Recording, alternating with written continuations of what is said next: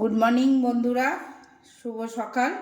আজকে আদিত্যর সকালের টিফিন হচ্ছে ভেজিটেবিল চিকেন স্টু, আর সাথে হচ্ছে একটা কি কি বলো তুমি?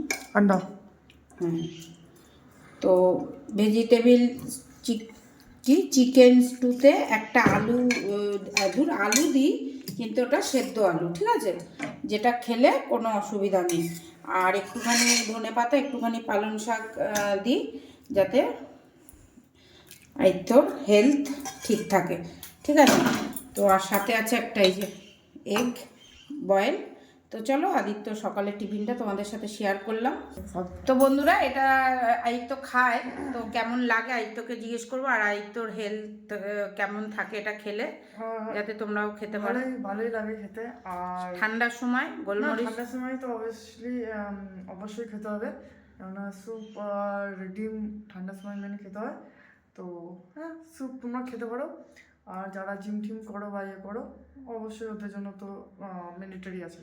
আর গোলমরিচ দিয়ে ঠান্ডার সময় স্যুপ খেলে এই সর্দি কাশিটা একদম ঠিকঠাক থাকে, শরীর সুস্থ থাকে। তো চলো সকালের টিফিনটা তোমাদের সাথে শেয়ার করে দিলাম।